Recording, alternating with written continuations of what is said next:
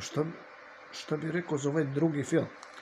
Za drugi film to je ono neki, kao čovek imao porodicu.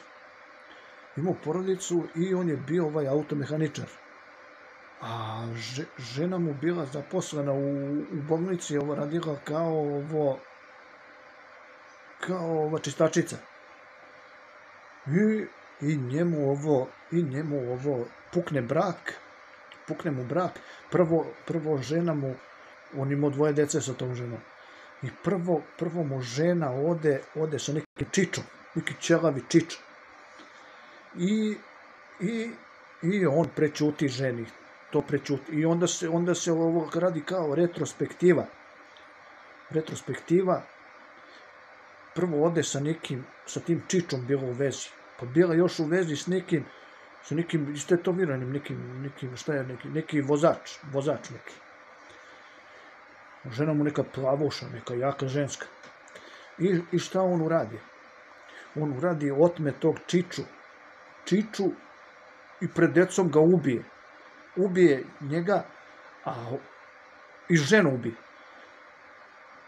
Prvo čiču tog ubije, pa posle ženu ubije, pa onda otme i tog trećeg tog vozača.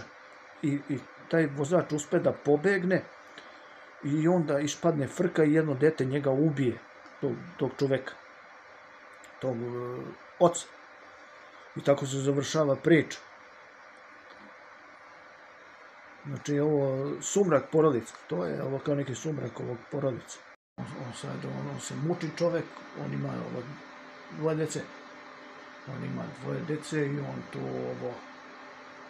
on pokušava nekako da se izbori, ali ne može on da se izbori s njima. Ima ženu koja beži od kuće i ide, traži ovako švalere, 2-3 švalera i on ide kao prati.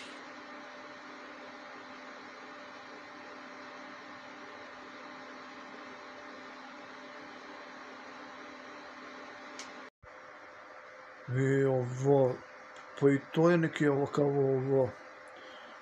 to je porodični triler.